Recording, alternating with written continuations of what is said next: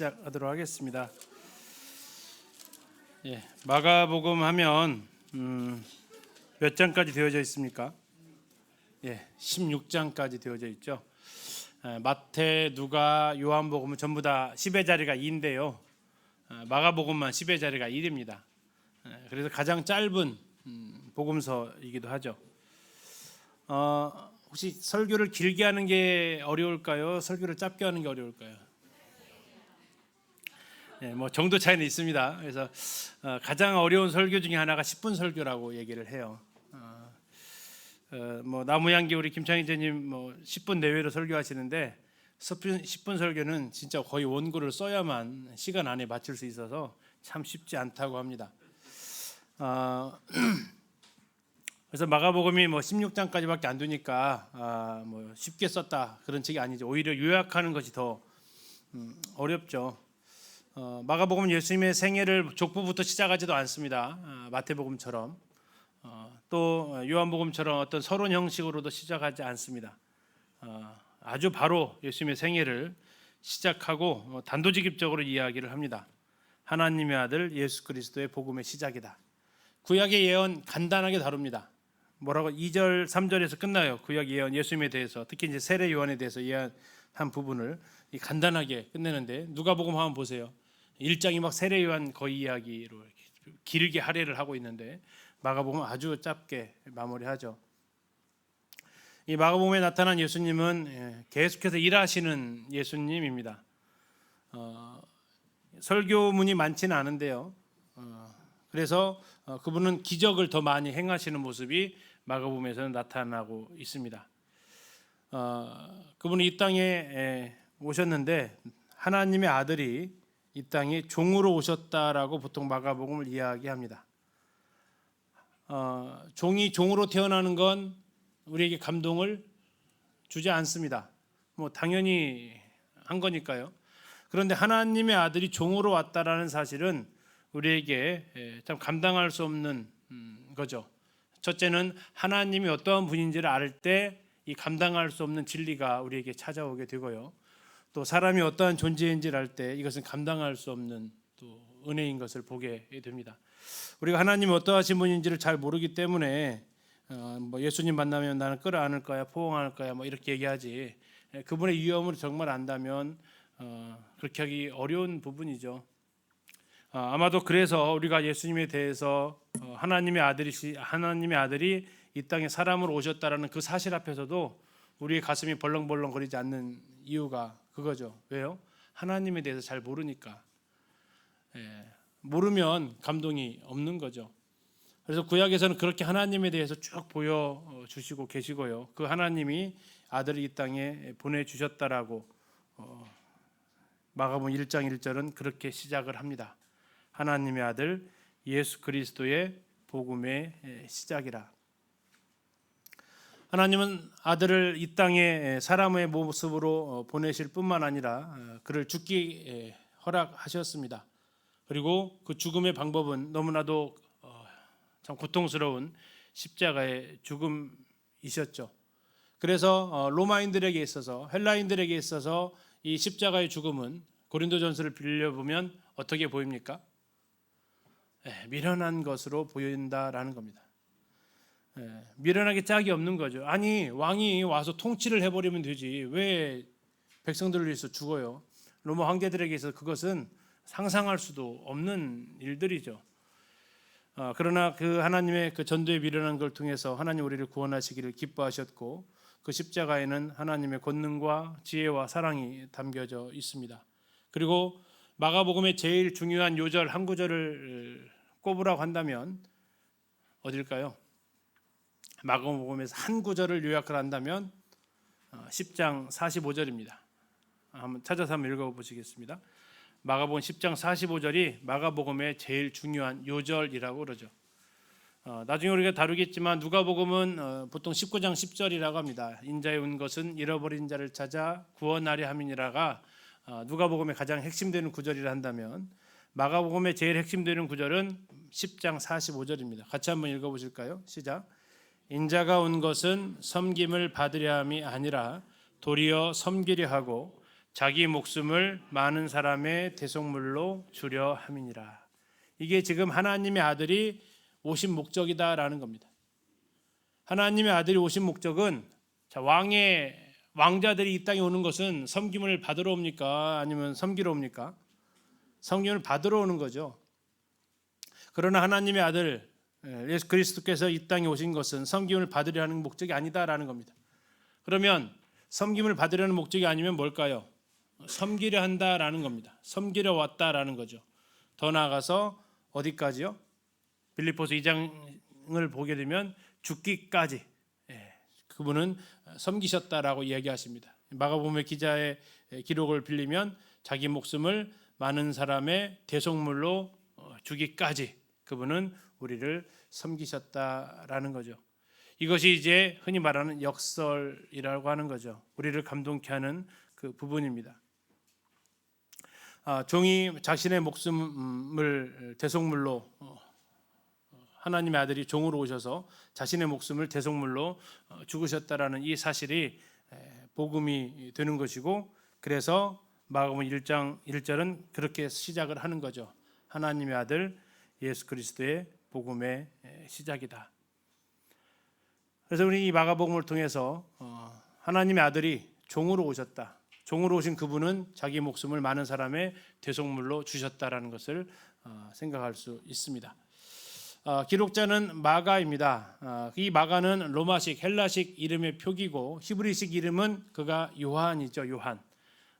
그래서 사도행 13장만 읽으면 요한이라고 나오기 때문에 이게 뭐 세례 요한인지 사도 요한인지 아니면 마가 요한인지 누굽니까? 마가 요한이다라는 거죠. 이 마가 요한은 사도행 12장에서 보면 마리아의 아들로 소개가 되어지고 있습니다. 흔히 마가 하면은 뭐가 떠오르세요? 뒤따라 붙는 말이 있죠. 다락방. 혹시 성경에 마가의 다락방이라고 나올까요? 본 적 있으세요? 아니면 본 적 없으세요? 아마 없으실 겁니다. 안 써 있으니까요. 마가의 다락방이라는 표현은 쓰여진 적은 없습니다. 다만 이렇게 나와 있습니다. 사도행 12장 12절에 깨닫고 마가라는 요한의 어머니 마리아의 집에 가니 여러 사람이 거기에 모여 기도하고 있더라 이렇게 나와 있으면서 사도 베드로가 헤로데에게 이렇게 잡혀 있을 때 제자들이 모여서 기도했던 장소가 마리아의 집이다. 그리고 그 마리아가 요한의 어머니였다. 그리고 그 집이 아마도 성령 강림 장소였던 마가 다락방이었을 것이다. 다락에 모였다라고 했을 때 이제 이걸 다 연결해 가지고 마가 다락방이라는 단어가 생성이 되어진 거지. 다락은 이제 사도행 1장에서 다락에 모였다라고 했고, 예루살렘에 마리아의 집이 예루살렘에 있었고 거기에 초기 시대에 제자들이 모여 있던 장소고, 그러면서 이제 연결이 되어져서 이곳이 마가 다락방이 그 예루살렘 마리아라고 표현합니다. 우리가 저기 시집 가시면 그 어디에서 왔느냐에 따라서 뭐 청주댁 이렇게 표현하듯이 이 마리아도 여러 마리아가 있잖아요. 베다니 마리아도 있고 막달라 마리아도 있고, 여기 마리아는 예수님 이 마가의 어머니 마리아는 그래서 예루살렘 마리아라고 또 호칭하기도 합니다. 아무튼 이렇게 해서 그가 마리아의 아들이었다라고 사도행 12장 12절에서 이야기를 하고 있죠. 마가복음에 그의 모습이 나오느냐? 전혀 나와 있지 않습니다. 그러나 많은 성경학자들이 유추하기는 14장 51절에 한 청년이 벗은 몸에 배 혼니부를 두르고 예수를 따라가다가 무리에게 잡혔을 때 그 혼니부를 버리고 벗은 몸으로 도망갔다라고 이렇게 기록되어진 모습만 나와 있습니다. 그게 이 마가 요한이라고 보통 성경학자들은 이야기를 하고 있고요. 뭐 그림을 그리는 화가들은 그림 속에다가 자기를 어느 곳에 등장인물로 넣어놓기도 하고요. 또 성경 기록했던 사람들이 이렇게 어느 한 곳에 자기를 이렇게 드러내지 않고 표현하고도 있는데, 아마 그게 마가의 모습이었다면 이건 부끄러운 모습입니까? 자랑스러운 모습입니까? 부끄럽잖아요. 창피하잖아요. 그럼에도 불구하고 이렇게 기록되어져서 이런 모습들을 이 마가의 겸손함도 또 같이 볼 수 있겠습니다. 그는 바나바의 생질로 나옵니다. 생질은 조카죠. 또 영어 성경을 보면 사촌으로 나오기도 합니다. 아무튼 그러니까 마가와 바나바와 중요한 것은 친척이었다라는 것을 생각할 수 있고요. 나중에 이제 자기 때문에 바나바와 바울이 대판 싸우면서 2차 전도 여행에서 갈라지게 되죠. 그의 주인공이기도 합니다. 그런데 베드로전서 5장 13절에서는 베드로가 이 마가에 대해서 뭐라고 얘기합니까? 자기 아들이라고 이렇게 이야기를 합니다. 베드로전서 5장 13절을 보시면 택하심을 함께 받은 바벨론에 있는 교회, 아마 로마에 있는 교회일 겁니다. 너희에게 문안하고 내 아들 마가도 그리하느니라 라고 하면서 내 아들 마가라고 표현하고 있습니다. 내 아들 마가. 베드로가 헬라어를 잘 했을까요? 잘 못한 것으로 보여집니다. 만약에 잘했다라면 안디옥에서 이렇게 성령님의 강한 역사가 일어났을 때 베드로가 갔겠죠. 사마리아까지는 그가 영향력을 떨칠 수 있는 범위가 되는 것 같습니다. 그런데 헬라 언어권으로 갔을 때는 바나바가 더 적임자 여수로 분별되어서 예루살렘 교회가 바나바를 파견을 하게 되죠. 12제자보다는. 다시 말하면 헬라파 유대인이었던 바나바가 갔던 것처럼, 자, 이 이름이 마가가 어디식 이름이라고요? 헬라식, 로마식 이름이라고요. 요한은 히브리식이고, 그러면 그가 지금 이름을 가지고 있었다는 얘기는 아마 헬라어를 잘했을 것이라고 얘기하고, 그래서 이제 많은 학자들은 이 마가가 베드로의 헬라어 통역관의 역할을 했을 것이다라고 이야기를 하기도 합니다. 아무튼 이 마가는 처음에 시작을 할 때 마가복음 14장 51절이 그 청년 마가가 자기였다면 정말 연약한 모습으로, 그리고 사도행전 13장에서는 더 연약해서 전도여행 따라갔다가 중간에 포기하고 돌아올 정도의 사람으로 기록이 되어집니다. 그러다가 자기로 인해서 두 사도가, 두 일꾼이 싸우는 것을 보게 되면서 그에게 아마 큰 변화가 생기는 과정이 있었을 것으로 보여지고, 사도 바울이 로마 옥에 갇혀 있을 때 옥중 서신을 쓸 때 이미 마가는 바울에게 있어서 어떤 사람으로 인정받았습니까? 그가 나의 일에 동역자다라고 이야기를 합니다. 동역자다. 빌레몬서에서 그가 나의 동역자다라고 이야기를 합니다. 바나바는 절대 못 데리고 간다라고 했던 바울이 그를 동역자라고 얘기했다라는 것은 흔히 말하는 마가가 달라졌어요라는 거죠. 그리고 더 나아가서 디모데후서 4장에서는 그가 나의 일에 유익하다라고 이야기까지 바울로부터 평을 듣게 되고 베드로의 아들이다라는 칭호를 받게 됩니다. 당시 예수님 돌아가시고 부활하신 후에 승천하시고 나서 교회 양대 축이라면 누구를 보통 얘기해요? 베드로와 바울이죠. 베드로와 바울, 유대인의 사도 베드로, 이방인의 사도 바울, 이 양대 축에 다 연결되어진 사람이 누구라고요? 이 마가라는 사람이죠. 베드로에게는 그의 아들로, 다음에요, 바울에게는 동역자요, 나의 사에게 유익한 자로. 디모데후서 4장은 그의 유언처럼 쓰여진 마지막 서신인데 그의 생애 마지막 유언에 이 디모데에게 이 마가를 데려올 것을 권하면서 마지막에 보고 싶은 사람, 그 정도면 당시에 이렇게 양쪽에 하나님의 큰 일을 했던 두 일꾼 사이에서 그가 잘 성장했던 모습이 아니겠나 이렇게 보게 됩니다. 마가복음이 언제 쓰여졌냐라는 것은 좀 논쟁이 있습니다. 그래도 어쨌든 대부분의 성경학자들이 얘기하는 것은 가장 먼저 쓰여진 복음서다라고 얘기하는 것은 거의 일치를 하는데요. 크게 세 가지로 이야기를 합니다. 50년대 초일 것이다, 아니면 57년에서 60년일 것이다. 제일 마지막에 보는 견해가 이제 AD 67년일 것이다. 어쨌든 예루살렘 성전이 멸망하기 전에 쓰여질 것이다. 근데 이 시기가 왜 중요하냐면요, 이 시기에 따라서 이 책을, 마가복음을 읽는 1차 독자가 결정이 되어지기 때문에 그렇습니다. 특별히 1차 독자와 연결되어질 때 주장하는 것 중에 하나가 AD 67년 그 견해인데요. 우리 교회사에서 절대 잊을 수 없는 한 해가 바로 AD 64년입니다.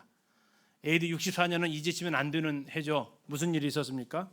네로가 로마에 불을 질렀다라는, 이게 뭐 정설인지 아닌지 모릅니다. 아무튼 그러나 당시 황제였기 때문에 네로는 이 문제를 총 책임을 져야만 했고, 여기에 필요한 희생양이 필요했고 이 희생양으로 누구를 택하느냐라는 것이 이제 네로의 고민이었죠.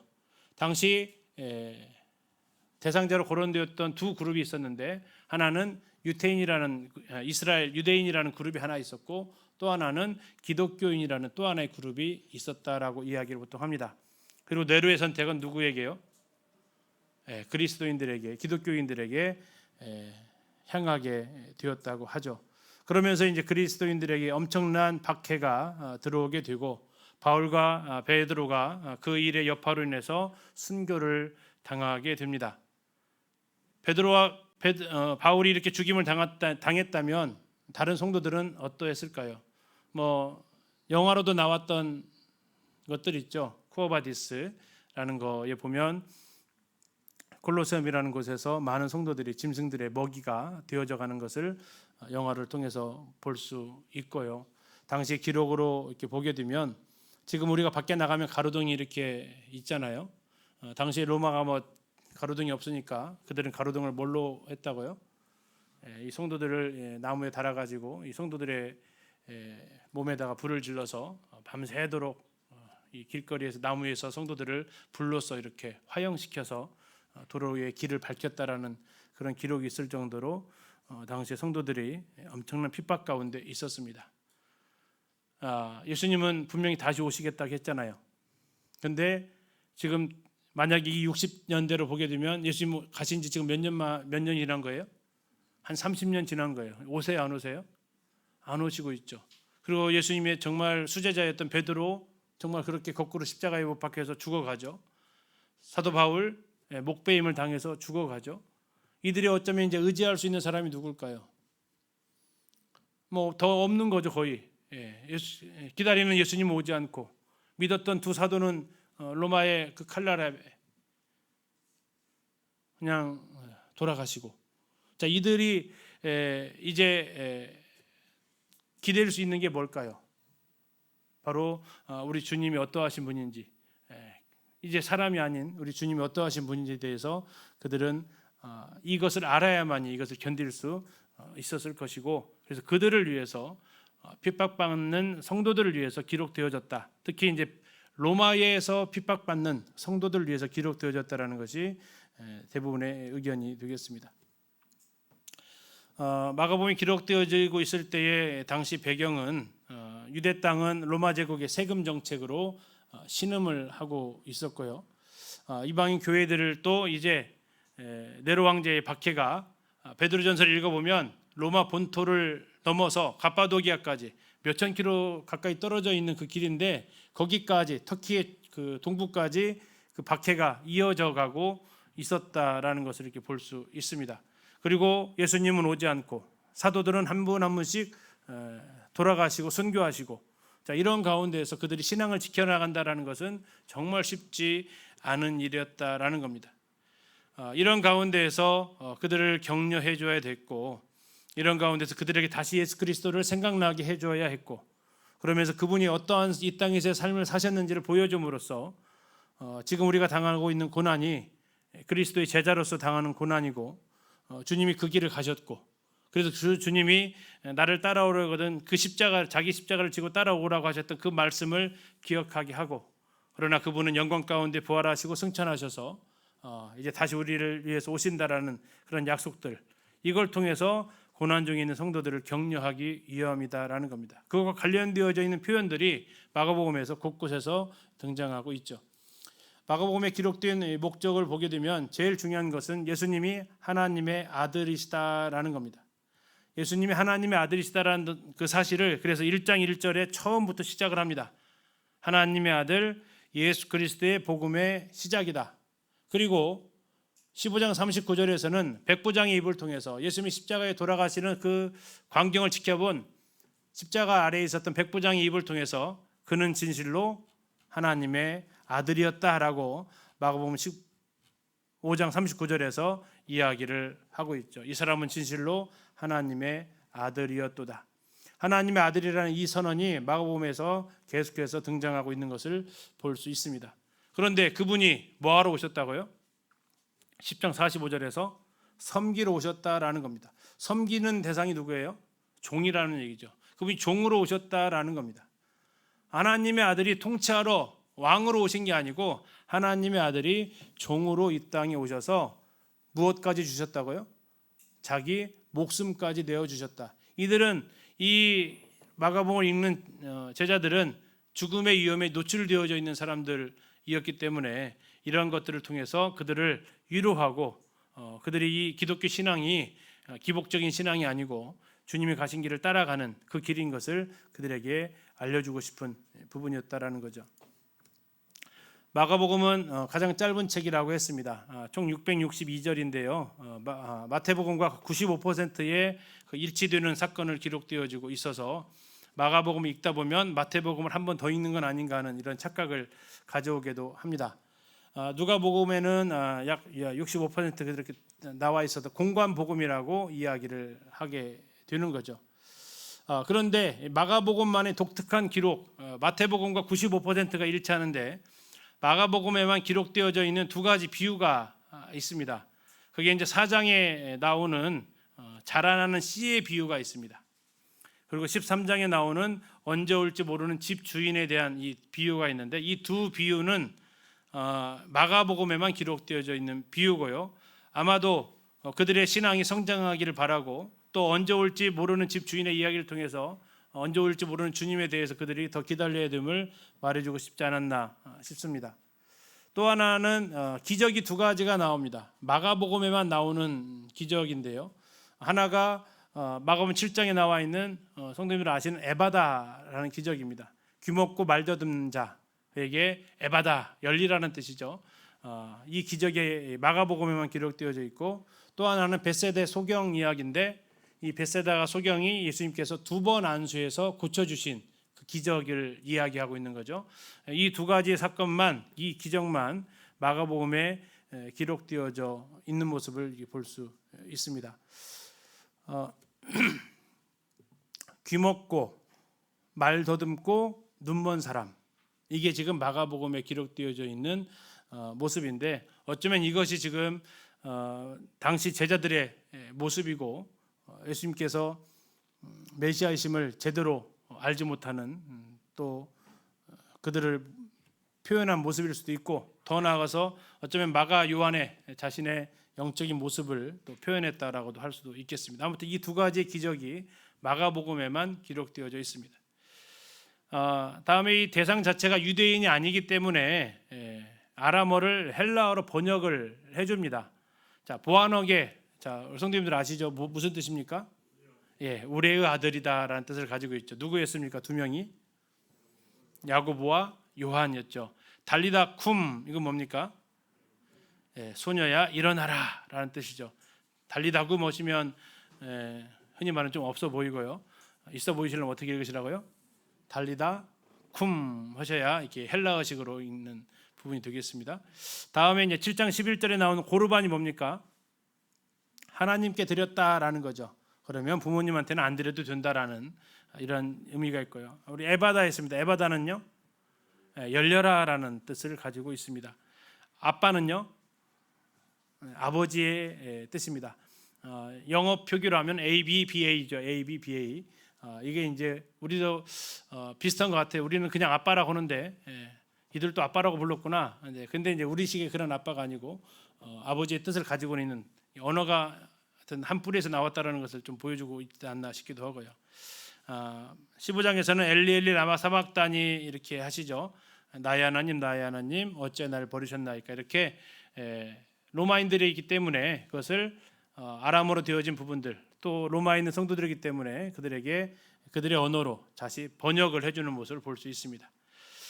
또한 유대인의 관습도 설명을 해줍니다. 유대인들이 언제 손을 씻습니까? 뭐 할 때요? 손을 씻었다는데 음식 먹을 때 손을 씻었다라는 거죠. 이건 장로들의 유전이었다라는 내용이 등장하고 있으면서 저 말씀하시고 사람의 입으로 들어가는 것이 더러운 것이 아니고 마음에서 나오는 것이 더럽다, 사람을 더럽게 한다라는 그 말씀 쭉 연결되어지는 것이 이제 저 7장의 말씀입니다. 자, 무교절의 첫날은 무슨 날입니까? 마가복음 14장 12절에 무교절의 첫날은 6월절 양 잡는 날입니다. 이 무교절의 첫날은 유월절 날이죠. 유월절 양 잡는 날. 그래서 예수님께서 그날 돌아가시는 거죠. 양 잡는 날 유월절 양이 되셨다라고 이야기를 하는 겁니다. 15장 42절에 준비일이라고 나옵니다. 무슨 준비일이요? 안식일의 준비일입니다. 그러니까 금요일 날을 이야기하는 거죠. 안식일은 토요일이니까 이 날은 준비일 곧 안식일 전날 이렇게 나와 있습니다. 그들은 안식일을 준비하는 날이 있었다라는 것을 설명을 해주는 거죠. 이게 유대인의 관습이었다라는 겁니다. 로마인의 관습에 따라서 밤을 4등분합니다. 마가복음 6장 48절에 이렇게 나와 있습니다. 바람이 거스름으로 제자들이 힘겹게 노젓는 것을 보시고 밤 사경쯤에 바다 위로 걸어서 그들에게 오셨다라고 이렇게 나와 있습니다. 13장 35절에서도 집 주인이 언제 오는지, 아까 이게 지금 누가복음에만 나와 있는, 마가복음에만 나와 있는 비유라고 그랬죠. 집 주인이 언제 오는지, 혹 저물 때일는지 밤중일는지 다굴 때일는지 새벽일는지 너희가 알지 못함이라라고 이렇게 나와 있어서 네 가지로 나와 있습니다. 저물 때, 밤중, 다굴 때, 새벽 이렇게 해서 밤을 네 등분을 하고 있습니다. 이게 로마식 시간 구분법이라는 거죠. 그리고 그리스 동전을 로마 동전으로 환산을 해줍니다. 두렙돈은 곧 한 고드란트였다라고 이렇게 환율을 계산을 해주고 있고요. 어느 정도의 가치인지를 알려주기 위함이죠. 다음에 마가복음에는 로마인들의 문화를 반영해주고 있는데 우리가 구약에서 봤던 대로 이혼의 권리는 구약은 남자들에게만 있었습니다. 그러나 이 로마는 여권이 신장이 되어서 아내들에게도 이혼할 권리가 있었습니다. 그래서 마가복음 10장 12절에 아내가 남편을 버리고 다른 데로 시집가면 간음을 행함이다. 이것은 실제로 남편을 버리고 시집가는 여인들이 있었다라는 것을 보여주는 반증이 되기도 하고요. 바로 이런 것들이 이제 이런 내용들이 로마에 있는 성도들을 대상으로 기록하고 있는 흔적이구나라는 것을 볼 수 있다라는 겁니다. 다음에 글이 굉장히 단순하다. 이게 문장이 쉽게 얘기하면 짧다라는 겁니다. 신문 기사와 같은 단순 명료성이 있다. 그래서 선교지에 가면 제일 먼저 번역되어지는 복음서 중에 이 하나가 바로 이 마가복음이라는 거죠. 이 문장을 짧게 쓰는 사람이 있고요, 길게 쓰는 사람이 있어요. 어느 게 더 이해하기 쉬워요? 짧게 쓰는 사람이 훨씬 더 이해하기 쉽습니다. 그래서 이제 보통 저희들이 학교에서 아이들한테 말을 할 때는 12단어 이내로 말을 하라라고 이야기를 합니다. 그리고 했는데 했지만 뭐 이런 말 쓰지 말고 했다 그렇지만 이렇게 차라리 끊어주라고 이렇게 이야기를 하는 거죠. 근데 이제 어른식으로는 만연체라고 하는데 어른들의 주로 대화법은 다가 별로 없어요. 그래서 말을 쭉 계속 이어가는 거죠. 그러다 보니까 이제 주어가 생략이 되고 막 해석이 어려워지면서 오해도 생기고 그러죠. 그래서 이렇게 그러나 마가복음은 그렇지 않다라는 겁니다.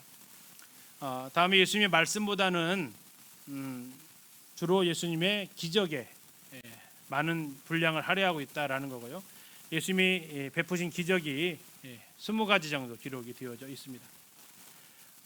마태복음에 7번, 누가복음에 단 한 번 나와 있는 유세오스라는 단어가 있습니다. 헬라어로. 이게 이제 즉시, 곧, 바로 이런 뜻을 가지고 있는데 이게 마가복음에는 42번 쓰였다라는 겁니다. 종이 해야 될 일이 무슨 일이에요? 즉시 할 일이죠. 바로 해야 될 일이고 곧 해야 될 일이어서 섬기러 왔는데 이게 게을러 빠지면 속이 터지죠. 그래서 섬김의 좋은 모델이 되신 주님의 모습을 이런 단어를 통해서도 보여주고 있다라는 겁니다. 또 그렇다고 해서 막 단순하게 한다고 해서 뭐 그러면 대충 썼냐 그것이 아니라는 거죠. 세부적인 것을 아주 생생하게 묘사한다라는 겁니다. 오병이어의 기적에 나와 있는 벳세다 들판의 잔디의 색깔이 무슨 색깔이라고요? 푸른 색깔이었다라는 겁니다.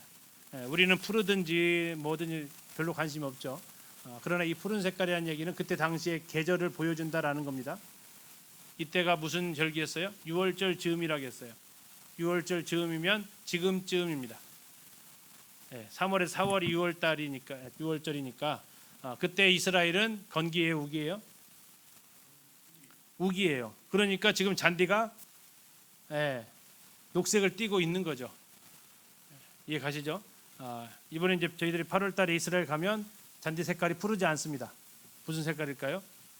누르팅팅한 색깔이죠. 왜요? 건기니까. 건기니까 그렇습니다. 그것이 이제 보여주는데 마가가 그것을 놓치지 않고 잘 얘기를 해주고 있는 거고요. 다음에 마가복음을 통해서 베드로가 닭 2번 울기 전에 3번 부인했다라는 것을 알 수 있고요. 또 아리마다 사람 요셉이 고넬료한테 당돌하게 얘기해서 예수님의 시체를 달라고 했다라고 이렇게 이야기를 하는 것을 또 이렇게 볼 수 있습니다. 이렇게 마가복음만의 특징이 있고요. 또 이 마가복음의 전환점은 앞에가 2개의 큰 주제가 있습니다. 첫 번째 주제는 하나님의 아들이십니다. 그래서 그 하나님의 아들이 여러 기적을 통해서 이분이 하나님의 아들이신 것을 증명을 해요. 사람은 할 수 없는 일들을 하면서 기적 20가지를 넣어가지고 뒷부분은 그 하나님의 아들이 예루살렘 입성해서 죽으셨다라는 기록이에요. 그러면 이 2가지 사건은 어때요? 너무나 달라요. 그냥 넘어가면 극과 극을 오고한다고요. 여기는 능력자이신 하나님의 아들, 여기는 정말 로마인들이 보기에 힘없어서 죽으시는 하나의 연약한 인간. 근데 그 사이에 전개되어지는 것이 바로 전환점이 있었다라는 건데, 그게 빌립보 가이사랴에서 했던 무슨 말이에요?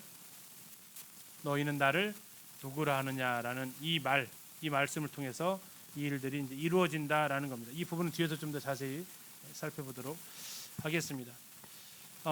이 책이 로마에 있는 당시 고난받는 기독교인들, 고난받는 제자들을 위해서 쓰여졌다라는 것을 이렇게 말씀을 드렸는데, 성경의 곳곳에 그 당시의 성도들을 격려하고자 하는 그러한 표현들이 나와 있습니다. 이 마가복음에만 예수님께서 광야에서 시험을 받으실 때 들짐승과 함께 있었다라고 기록되어져 있습니다. 이건 마치 코바데스에 나오는 콜로세움에서 짐승들의 밥먹이가 되어가고 있었던 성도들을 격려하는 그런 모습을 생각나게 하고요. 2번째는 예수님께서 친척들에게 오해를 받으셨습니다. 뭐라고 오해를 받았습니까? 미쳤다라는 오해를 받았어요. 당시에 목숨이 이렇게 언제 죽을지 모르는 가운데서 이 신앙을 지키고 있다라는 것은 믿지 않는 가족들이 보기에는 어떤 모습이에요? 미친 거죠. 너 예수쟁이냐? 이렇게 이제 우리나라도 초기에 이렇게 오해를 받았는데, 이제 그런 성도들에게 예수님도 미쳤다라는 소리 들었다라는 거죠. 3번째는 이제 이건 여러 복음에서 같이 나와 있는 부분인데요. 씨 뿌리는 비유에 나타난 단어 가운데에서 돌밭에 뿌려진 씨죠. 환난이나 박해 때에 넘어지는 자들이 있다. 다시 말하면 너희는 넘어지지 말라라는 거죠. 4번째, 이 가이사랴 빌립보에서 예수님께서 하셨던 이야기입니다. 자신이 예루살렘에서 죽으실 것을 얘기하면서 누구든지 나를 따라오려거든 자기를 부인하고 자기 십자가를 지고 따라가야 된다라고 얘기하면서, 예수님도 십자가를 지고 가셨고 너희들이 이제 십자가를 지고 가는 것은 나를 따르는 것이다. 어쩌면 이 여기에 나와 있는 이 십자가는 이 제자들이, 당시 성도들이 그냥 봤던 거예요. 자기 믿음의 일꾼들이 십자가에서 죽는 모습을 그냥 봤던 거예요. 그럼 나도 저렇게 죽겠구나라는 것 보는 거죠. 예수님을 믿는다는 것이 지금 어떻습니까? 물론 지금도 호의적이지는 않을 겁니다. 그렇다고 우리가 여기 예배당 오실 때 막 다른 사람들 누가 나 쳐다보는 사람 없나 막 이렇게 살피시면서 원래 숨어서 들어오셨어요? 우리가 뭐 비밀 통로가 있어가지고 그쪽으로 이렇게 들어옵니까? 그러진 않잖아요. 그런데 당시의 성도들은 어땠을까요? 당시 성도들은 이제 그러한 길을 갔다라는 거죠. 그러면서 이야기를 하는 겁니다. 너희들도 예수님을 따라가려면 그 십자가를 지고 가야 된다고.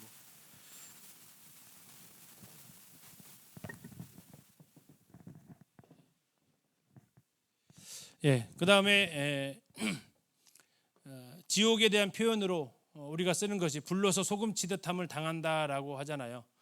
그때도 이제 당시의 성도들이 어느 정도의 고통 가운데 있었는지를 마가복음 9장 49절을 통해서 그런 정말 고통스러운 상황이었다라는 것을 생각하게 해주고, 10장 30절에서 현세에 있어 집과 형제와 자매와 어머니와 자식과 전투를 벌이는 것, 그 사람들은 100배나 받을 것이다. 그러나 박해를 겸해서 받을 것이다. 그렇지만 그들은 영생을 받지 못할 자가 없을 것이다 하면서 당시에 그들이 핍박받았던 것에 대해서 격려하는 모습을 볼 수 있습니다. 14장 12절에서는 이렇게 얘기합니다. 형제가 형제를, 아버지가 자식을 죽는 데에 내주며 자식들이 부모를 대적하여 죽게 하겠다. 어쩌면 이것도 그들에게 있어서는 현실이죠. 그들이 동일한 이런 어려움을 겪었을 것입니다. 13장 13절에서는 또 너희가 내 이름으로 말미암아 모든 사람에게 미움을 받을 것이나 이렇게 나와 있습니다. 역시 그들이 당했던 현실을 보여주고 있습니다. 주님 때문에, 예수님 이름 때문에 그랬죠. 14장 66절에서 72절까지는 베드로의 부인하는 모습, 그럼에도 불구하고 예수님께서 그를 용서하시는 모습을 통해서 주님의 그 사랑을 보여주고 있고요. 백부장의 증언을 통해서는 예수님이 생애가 마치는 그날에 무슨 평가를 들었어요? 하나님의 아들이었다. 자, 어떻게 사는가도 중요하지만 흔히 말하는 웰빙이라고 합니다. 웰빙, 어떻게 잘 사는가. 근데 성도들에게 있어서는 웰빙보다 더 중요한 게 뭐라고요? 웰다잉이라는 거죠. 웰다잉. 어떻게 죽을 것인가, 어떠한 죽음으로 우리는 하나님을 만나게 될 것인가 하는 거, 우리 생이 마치는 날에 우리는 어떤 평가를 받을 것인가를 생각하게 하면서 당시 고난 당하고 있었던 그 로마에 있었던 성도들을 예수님을 통해서 그들을 위로하고 있는 모습을 볼 수 있습니다. 앞에서 우리가 이 전환점이 있었다라고 했었습니다. 이 전환점, 예수님께서 하나님의 아들이시다라는 건데요, 그분이 죽으셨다라는데 그 전환점이 있었을 때 예수님께서는 총 3번에 걸쳐서 순환 예고를 하십니다. 우리는 마태복음에서 이 순환 예고를 봤습니다. 첫 번째 순환 예고는 빌립보 가이사랴에서 베드로가 주는 그리스도시요 살아계신 하나님의 아들입니다라고 했을 때, 그때 이제 베드로가 칭찬을 받았다가 나 그러면 이제 십자가에서 죽는다, 내가 이제 드디어 너희들한테 이걸 알려준다 하면서 처음 비밀을 얘기해 주셨어요. 그때 베드로의 반응이 뭐였어요? 예수님을 책망했다라고 하는 겁니다. 그때 예수님께서는 사단아 내 뒤로 물러가라라고 하시면서 이러한 베드로에 대해서 엄히 책망을 하시는 거였죠. 그리고 예수님께서는 이제 갈릴리에서 예루살렘으로 가는 길에 두 번째 이 이야기를 하십니다. 나는 예루살렘에 죽으러 간다. 그러나 나는 부활할 것이다 라고 얘기했는데 그들이 알아듣지를 못해요. 그러면서 이제 예수님 예루살렘에 올라가는 거 보니까 드디어 우리가 기대했던 메시아로서 통치를 시작하시겠구나. 그러면 이제 중요한 건 뭐예요? 우리 중에서 누가 높은 자리 차지하냐 하면서 그들이 싸웠던 것이 누가 서로 크냐라는 거죠. 주님은 죽으심을 이야기를 하는데 그들은 그것을 생각하기도 싫어요. 그래서 성경이 뭐라고 표현했냐면 묻기도 두려워했다라고 얘기해요. 상상하기도 싫어. 예수님이 그렇게 힘없이 죽으시는 모습은. 오히려 그들은 열띤 논쟁을 합니다. 누가 크고 주님이 예루살렘에 가시면 누가 더 높은 자리를 얻을 것인가 하는 거죠. 그리고 예수님께서 이제 예루살렘 거의 다 오셨을 때 한 번 더 이 예언을 하십니다. 그랬더니 이번에는 치맛바람이 일어납니다. 누구요? 야고보와 요한의 어머니가 와서 주님의 영광 중에 내 아들을 좌우편에 앉게 해달라고 얘기하십니다. 그래도 예수님께서 뭐라고 하시냐면 내가 마시려는 잔을 너희가 마실 수 있냐라고 하시고 마시겠습니다라고 얘기하죠. 너희도 과연 마실 것이다. 그러나 그 자리를 누가 줄지는 하나님께서 결정하실 것이다. 결국 12제자 중에서 제일 먼저 죽은 제자가 야고보, 제일 마지막에 죽은 제자가 요한, 좌편과 우편에 앉았잖아요. 죽은 순서로 계산하면 제일 왼쪽에 붙어 앉았으면 야고보가 앉았을 것이고 제일 끝자리는 요한이 앉았을 것이고, 그들이 그렇게 그 일을 가는데 저 제자들은 전혀 받아들일 수 없었던 예수님의 그 예언입니다. 마가복음 어떻게 그 구조를 뽑느냐 지금 드렸는데요. 좀 새롭게 다시 좀 정리를 다시 좀 했습니다. 말씀드렸던 대로. 오늘은 제일 중요한 이 미션이 바로 이 표를 좀 이해하시는 부분이 되겠습니다. 이 마가복음은 프롤로그, 흔히 말하는 이야기를 시작할 때 서원이라고 보통 얘기하죠. 이렇게 하는 부분이 있습니다. 예수님이 등장시키기 위한 부분이에요. 그리고 이제 예수님께서 사역을 하셨던 1차 사역지가 이제 주로 갈릴리입니다. 빌립보 가이사랴에서 신앙 고백을 받기 이전까지가 1막이라고 생각하시면 됩니다. 그리고 비로소 예수님께서 이제 예루살렘이 죽으실 것을 말씀하시기 전이죠. 그리고 2막으로 들어가는데 3번에 걸쳐서 나는 예루살렘 올라가고 죽임을 당하고 부활한다 라고 이 3번에 걸쳐서 예수님이 하셨던 순환 예고가 2막이 됩니다. 그리고 이제 갈릴리 거쳐서 예루살렘에 통과해서 마지막 종착지는 어디예요? 그럼 예루살렘이 되겠죠. 그래서 예루살렘에 가셔서 그분은 예언되었던 대로 고난 받으시고 죽으시고 그리고 부활하시게 됩니다. 그리고 우리가 이제 마가복음을 잠시 보시면 16장 뒤에 잠깐 한번 보실게요. 여기 보시면 16장 8절에서 끊어지게 되는데요. 16장 8절하고 9절 들어갈 때 나나주가 있습니다. 가로가 쳐져 있을 거예요. 있죠? 그리고 1번의 밑에 뭐라고 써 있습니까? 어떤 사본에는 9에서 20절까지가 없다 이렇게 나와 있습니다. 다시 말하면 이 마가가 8절에서 이야기를 끝냈다라는 거죠. 많은 사본들 중에서. 그런데 우리 성경은 20절까지를 다 기록을 하고 있어서 다른 사본에 기록된 내용이 지금 들어와 있다라는 것을 지금 이야기를 해주는데요. 아무튼 그러면서 이제 그 마지막 부분을 그 이야기 끝은 에필로그로 이렇게 잡아 보게 됩니다. 자, 1장 1절에서 13절까지는 1장 1절의 선언입니다. 하나님의 아들 예수 그리스도의 복음의 시작이다. 그리고 그분은 구약에 예언되었던 대로 엘리야를 통해서 예언되어졌고 주의 길을 평탄케 하라는 그 사명을 띤 사람에 의해서 소개되어질 것이다. 그가 누구였어요? 침례자 요한이었죠. 침례자 요한에 대해서 그분은 요단강에서 세례를 받으시고 광야로 가셔서 시험을 받으십니다. 그리고 거기까지가 지금 이제 메시아가 이제 등장하게 되는 서막이 올렸다라고 좀 생각하시면 되겠습니다. 그리고 14절부터 시작이 되어지면서 이제 그분이 누구냐라는 것이 등장을 하게 되는 거죠. 그래서 14절부터는 예수님께서 갈릴리로 오셨다라고 이렇게 등장을 합니다. 잠깐 한번 가서 보실까요? 다시 1장으로 한번 가보세요. 자, 1장 14절 보시면 요한이 잡힌 후 예수께서 어디로요? 갈릴리에 오셔서 이렇게 나와 있습니다. 갈릴리에 오셨다라는 겁니다. 그러니까 지금 일막이 시작이 됐다라는 거죠. 갈릴리 사역이라는 겁니다. 갈릴리 사역은 총 3번에 걸쳐서 진행이 되게 되고요. 다음 예루살렘에서 갈릴리에서 예루살렘으로 가면서 3번의 순환 예고가 있고요. 예루살렘이 도착하셔서 3가지의 큰 사건이 있습니다. 그리고 마지막 에필로그에서 두 여자 마가복음 15장에서 한 여자 막달라 마리아, 다음에 두 제자, 그리고 11명의 제자들에게 예수님께서 부탁하시는데 뭘 부탁을 하세요? 내가 부활했다는 사실을 전해라라는 겁니다. 하나님의 아들의 복음을 증거하라는 거죠. 그러니까 마가복음 1장 1절은 하나님의 아들 예수 그리스도의 복음의 시작이에요. 그리고 그분이 부활을 통해서 온전히 성취하셨어요. 그리고 나서 이제 9절에서 해야 될 일은 뭐예요? 그걸 전하는 것이 우리에게 맡겨진 사명이다라는 겁니다.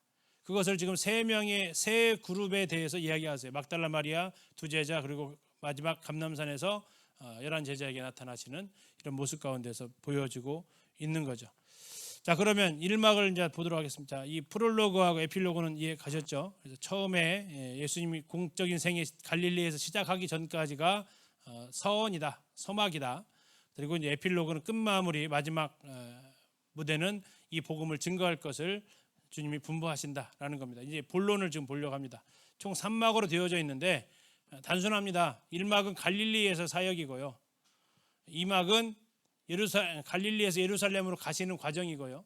3막은 11장 1절이 예루살렘 입성입니다. 그래서 예루살렘에서의 그 사역을 말해주고 있어요. 자, 이 갈릴리에서 총 3번에 걸쳐서 크게 구분을 하는데 1차가 바로 초기 사역이라고 할 수 있겠습니다. 3장 12절에서 마무리가 되는데요. 한번 찾아보시겠습니다. 12절에서 끝나는 이유를 왜 12절로 잡았냐라는 것을 좀 보시려고 하는데요. 자, 12절로 끝나는데 그 기준점이 뭐냐? 왜 여기서 끊었냐? 12제자를 선택하실 때까지를 1차 사역으로 본 겁니다. 자, 13절 보시면 산에 오르사 자기가 원하는 자들을 부르셨다. 이게 지금 12제자 세워 14절에 나오잖아요. 이게 12제자 세우기까지의 사역이 1차 사역이라는 겁니다. 기간은 약 1년 정도 소요됩니다. 1년. 예수님께서 12제자 공생의 세례 받고부터 바로 12제자 아니라고 했습니다. 약 1년 정도 지나서 12제자 세우셨고 그들이 12제자가 풀타임으로 따라다닌 기간은 약 2년에서 2년 6개월 정도 된다고 생각하시면 됩니다. 자, 그리고 나서 13절부터 시작해서 6장 6절의 상반절까지입니다. 여기가 이제 중기 사역이다라고 잡는데요. 자, 12제자와 함께 다니시던 사역입니다. 중기 사역의 가장 큰 초점은 12제자랑 같이 데리고 다니시면서 하셨던 일들이에요. 자, 그러면 6장 6절을 가셔서 그 구분점을 잠시 보도록 하겠습니다. 자, 6장 6절 보시면 그들이 믿지 않음을 이상히 여기셨더라 하고 동그라미 하나 쳐 있죠. 그죠? 7절 아닙니다. 6절 지금 후반절이에요. 이에 모든 촌에 두루 다니시며 가르치시더라 이렇게 나와 있어요. 그럼 뭐 하셨냐면 7절에 12제자를 부르사 둘씩 뭐 하셨어요? 파송하십니다. 그래서 이 세 번째 후기 사역은 제자들을 파송하시면서 예수님께서 갈릴리 주변 지역을 다니십니다. 이방인들 그 질병이여 기적을 베푸시는 것뿐만 아니라 마태복음을 가서 보게 되면 두루와 시돈 땅 가는 거 바로 다 갈릴리 후기 사역에 해당이 된다라는 거고요. 그 전환점은 초기와 중기의 전환점은 12제자를 세우시는 거고 중기와 후기의 전환점은 12제자를 보내시는 겁니다. 그렇게 해서 총 갈릴리 사역을 3개로 이렇게 구분을 지어보는 겁니다. 그리고 갈릴리 사역의 마지막 종점은 뭘까요? 마가복음에만 기록되어져 있는 사건, 바로 벳사다의 맹인 치유 사건입니다. 2번 안수했던 사건이죠. 어쩌면 이것이 마가의 상태이고 어쩌면 이것이 제자들의 상태이고 한 번 말해서 못 알아듣고 2번 안수해서만이 그들이 비로소 제대로 보는 이런 모습이 이제 갈릴리 사역의 결론이죠. 그들이 아직도 메시아를 알아보지 못하고 있다라는 그런 것을 우리가 암시하게 해주는 부분이 되겠습니다. 자, 이제 예루살렘으로 가시면서 몇 번에 걸쳐서 순환 예고하신다고요? 3번에 걸쳐서 하십니다. 그 3번만 지금 구분을 한 겁니다. 1차가 8장 27절 빌립보 가이사랴에서 신앙 고백 받으시고 나서 밑으로 변화산 가시고 변화산 내려오셔서 간질 걸린 자 할 수 있거든요. 무슨 말이냐 그 내용 나오죠. 거기까지 기도 위에는 이런 주가 나갈 수 없다라고 1차 예고를 하시면서 그 이어지는 그 사건까지가 1차 예고입니다. 자, 8장 27절 가셔서 좀 전환점을 보시도록 하겠습니다. 자, 8장 27절의 시작이 어디라고요? 장소가 바뀌었습니다. 빌립보 가이사랴로 나아갔다라고 나와 있습니다. 예. 아직은 갈릴리 지역입니다. 그래서 지금 예루살렘으로 가는 길이지 예루살렘은 아직 아니에요. 여기서부터 이제 제일로 위에가 가이사랴 빌립보, 신약 성경에서 제일로 위의 지명이 가이사랴 빌립보인데 거기서부터 이제 내려오시는 겁니다. 갈릴리를 통과해 가셔서 어디로 가신다고요? 예루살렘으로 가시는 겁니다. 그래서 1차는 어디서 고백을 받으셨어요? 이 순환 예고를 하셨어요? 갈릴리 호수 제일 위쪽 빌립보 가이사랴에서 이 예고를 하신 겁니다. 그리고 나서 가버나움까지 내려오시게 되고요. 그리고 이제 가버나움 거쳐서 예루살렘으로 향해서 가시게 되면서 9장 30절 보시겠습니다. 9장 30절. 자, 그곳을 떠나 이거는 지금 빌립보 가이사랴 밑에 변화산 밑에 있는 그 마을입니다. 더 나아가서 이제 그 마태복음에서 보면 성전세 베드로한테 성전세 바치라고 하고 나서 그 이후의 모습이다 생각하시면 됩니다. 갈릴리 가운데로 지날세 이렇게 나와 있죠. 다시 말하면 갈릴리 가운데로 지나갔다는 얘기는 뭐예요? 갈릴리 호수를 통과했다는 얘기가 아니고 갈릴리를 통과하고 있다라는 겁니다. 위에서부터 내려오셨다라는 것을 행적을 생각하시면 돼요. 빌립보 가이사랴에서 갈릴리 지나가고 계시는구나. 어디를 향해서요? 예루살렘 향해서 가시는구나라는 거죠. 가면서 하셨던 말씀이 지금 31절에 나와 있다고. 2차 순환 예고를 하시게 되고 그리고 나서 이 마가복음에 쭉 나와 있는 대로 예수님께서 이제 10장 31절까지의 여러 가지 사건들이 등장하게 됩니다. 뭐 잘 아시는 9장에 나와 있는 실족하는 일, 뭐 지옥에 대한 이런 내용도 얘기하시고 이런 일들 쭉 등장을 하게 되죠. 재물 많은 사람이 들어갈 수 없었던 했던 그 사건까지 됩니다. 자, 그리고 이제 세 번째 3차 예고를 하시는 것이 32절에 나오는데요. 뭐라고 표현되어져 있냐면 10장 32절 보시겠습니다. 자, 뭐라고 처음에 시작이 뭐라고 되어 있어요? 예루살렘으로 올라가는 길에 이렇게 나와 있습니다. 자, 자, 그리고 나서 이제 33절부터 그 3차 순환 예고를 하시는 겁니다. 이해 가셨죠? 그러니까 1차 예고는 빌립보 가이사랴에서, 그리고 나서 2차 예고는 갈릴리 내려오셔서 가버나움에서 이제 예루살렘으로 가시면서, 3차 예고는 이제 다 와가지고 요단강 건너가서 예루살렘으로 올라가는 길에 이렇게 이런 일들이 있었다라는 것을 보여주고 있습니다. 이게 지금 아마도 베레아에서 여리고 거쳐서 예루살렘 올라가는 길인데, 여리고를 아직 통과를 하지 않으셨던 시점으로 보시면 되겠습니다. 그리고 그 3차 순환 예고의 마지막에 해당되는 과정 속에서 중요한 마가복음의 핵심 요절이 나온다고요. 그 말씀이 뭐라고요? 인자가 온 것은 섬김을 받으려 함이 아니라 도리어 섬기려 하고 자기 목숨을 많은 사람의 대속물로 주려 함이니라. 여기까지라고요. 그리고 이 막에서의 마지막 기적은요, 46절에 나오죠. 누구 나옵니까? 바디메오. 그럼 바디메오하고 베세다의 이 병자하고 공통점은 뭐예요? 소경이었다라는 거죠. 맹인이었다라는 거죠. 뭐에 대한 맹인이에요? 메시아를 알아보지 못하는 맹인들의 그 상태. 그러나 어쨌든 중요한 것은 뭐예요? 주님이 다 그들의 눈을 뜨게 하셨다라는 거죠. 뜨게 하셨다라는 겁니다. 자, 이렇게 하고 나서 이제 11장으로 들어갑니다. 자, 장소가 어디예요? 예루살렘입니다. 자, 11장 1절 보세요. 그들이 어디에 가까이 왔어요? 예루살렘에 가까이 왔습니다. 예수님 베사다 벳박의 그 맞은편 마을에 가서 이렇게 나귀를 가져오는 그 장면이 지금 11장에 들어와서 예루살렘 입성을 하는 장면이 지금 11장부터 나오는 거예요. 자, 그래서 11장에서 12장까지는 무슨 일이 있었냐면, 예수님께서 예루살렘으로 입성을 하십니다. 종교 지도자들은 그 모습 보면서 좋아해요, 안 좋아해요? 아주 싫어하죠. 그러면서 뭐 조용히 하게 좀 해라라고 얘기하시고, 그러면 예수님은 무화과 나무의 비유를 통해서 그들을 책망하시고, 흔히 잘 아시는 세계 부자 논쟁이 여기에서 일어나게 됩니다. 예수님과 종교 계속 지금 이들의 목적은 예수님을 시험에 빠뜨리기 위함이었다라고 기록을 하고 있죠. 예수님이 예루살렘에 들어가셨는데 죽으러 가셨잖아요. 그들에게 환대받지 못하십니다. 환영받지 못하셔서 계속해서 종교 지도자들과 갈등을 하게 되는 것이 12장에 나와 있고요. 다음에 이제 13장에 들어가면 두 번째 사건으로 나아가는데, 13장 1절 한번 보시겠습니다. 13장 1절, 예수께서 성전에서 나가실 때에, 3절, 예수께서 감람산에서 성전을 마주대하여 앉으셨을 때에, 이렇게 나와 있어요. 다시 말하면 성전과 관련되어져 있는 메시지가 전해진다라는 겁니다. 주님이 다시 오심에 대한 징조, 무화과 나무의 비유를 배워야 될 것, 예수에 대해서 말씀을 하시는 것이 13장이라는 겁니다. 그리고 이제 14장, 15장은 예수님의 고난 그리고 죽으심이 14장, 15장에 아주 자세하게 기록이 되어져 있습니다. 우리가 아는 사건들이 다 여기에 기록이 되어져 있고요. 그리고 드디어 16장에서 예수님 뭐 하십니까? 부활을 하십니다. 자, 부활.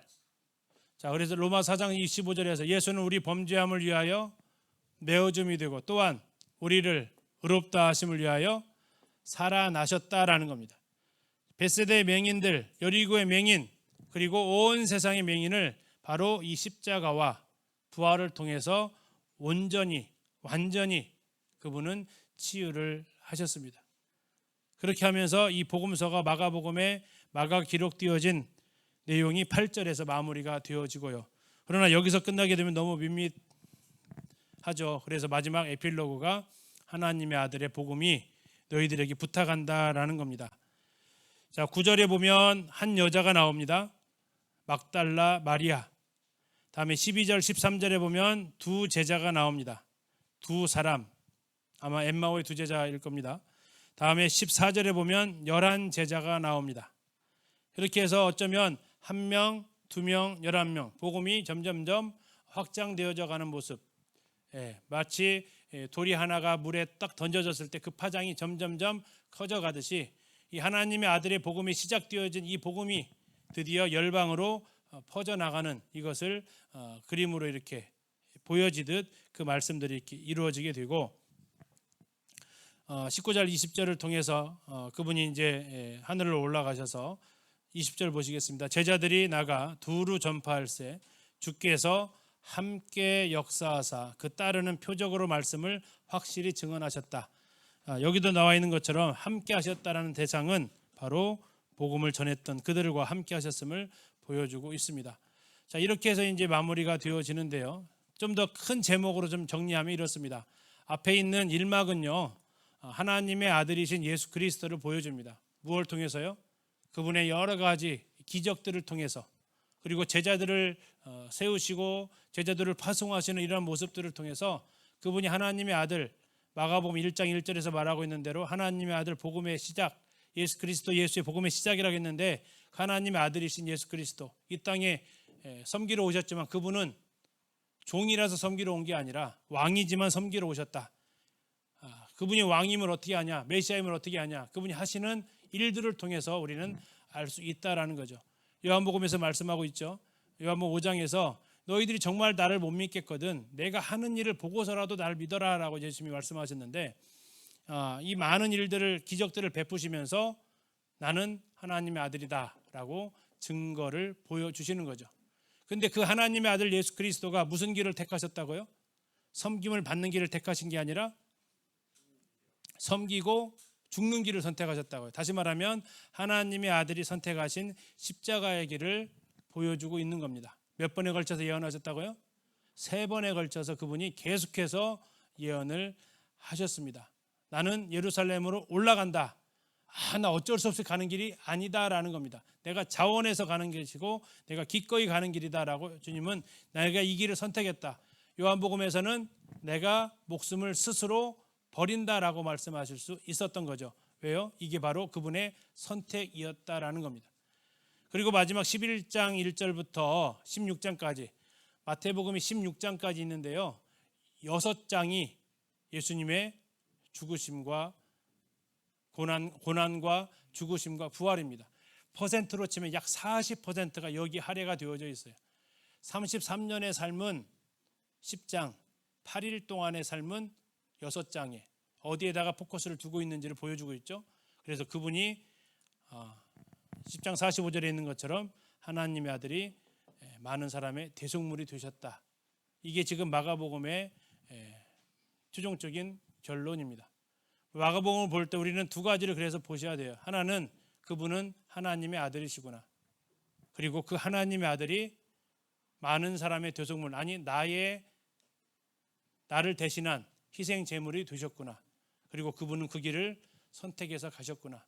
이것을 들었던 처음 읽었던 마가복음의 수신자들, 1차 로마 성도들은 그러면 내가 믿고 있는 이분이 진정한 하나님의 아들이시고 이분이 십자가의 길을 선택했다라면 고난 가운데 있는 나도 뭘 선택한다고요? 나도 그 십자가의 길을 선택을 할 것이다. 예수님이 이제 나를 위해서 죽었다면 이제는 무슨 차례예요? 내가 그분을 위해서 죽어야 할 차례구나라고 이렇게 그들이 받아들임으로써 그분이 가셨던 제자의 길, 누구든지 나를 따라오려거든 자기를 부인하고 자기 십자가를 지고 나를 따를 것이다 라고 하셨던 그 말씀처럼 그들도 십자가, 이것은 무형의 눈에 보이지 않는 십자가가 아니라 어쩌면 그들에게 있어서는 나 예수쟁이요, 나 예수님 믿는 사람이요, 나 그리스도인이요 하면 곧바로 그들에게 지워지는 게 십자가의 사형틀이었던 상황이었기 때문에 그들이 그 길을 갈 수 있었던 것이 바로 예수 그리스도를 따라가는 길이었다라는 것이 그들이 갈 수 있는 원동력이고 이유였던 것을 이렇게 보게 됩니다. 이렇게 완성되어진 복음은 우리에게 이 복음을 증거하라는 명령으로 주어지면서 마가복음이 이렇게 하나의 그림으로 완성이 되어질 수 있겠습니다. 우리가 개관을 하는 이유가 큰 그림을 보기 위함이죠. 큰 그림. 마가복음의 큰 그림을 보시면서 다음 주부터는 한 장 한 장 1장에서 8장까지는 하나님의 아들이 무조건 종이라고 생각하시면 안 됩니다. 하나님의 아들이 종이 되었다라는 게 중요한 거지 종이 종으로 살아가는 건 별로 안 중요해요. 하나님의 아들이 왜 종으로 사셨는가? 종으로 오실 뿐만 아니라 그는 왜 십자가의 길을 선택하셨는가? 그리고 그 길은 어떤 의미가 있느냐? 이것은 나를 대속한 것이다 라는 그 의미. 어떤 분이 이런 얘기를 합니다. 예수님은 나를 위해서 죽으셨는가? 나를 대신해서 죽으셨는가? 뭐가 맞아요? 두 개 다 맞아요. 나를 위해서 죽으셨고요. 나를 대신해서 죽으셨어요. 그러나 좀 더 엄밀히 말하면 나를 대신해서 죽었다는 이 대속물이라는 것 자체를 생각하게 되면 나를 대신해서 죽으신 거죠. 그러나 그러면 나를 위해서 안 죽으셨나요? 뭐 잘 아시는 갈라디아 2장 20절에서 뭐라고 얘기하고 있어요? 나를 사랑하사 나를 위하여 자기 목숨을 버리신 하나님의 아들을 믿는 믿음이죠.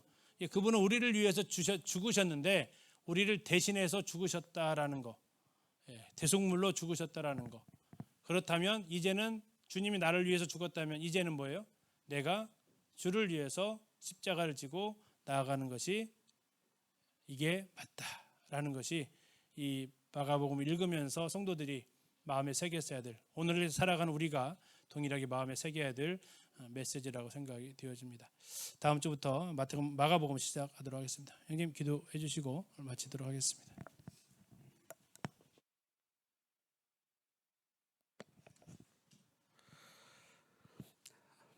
전능하시고 거룩하신 아버지 하나님, 오늘도 예수 그리스도를 통해서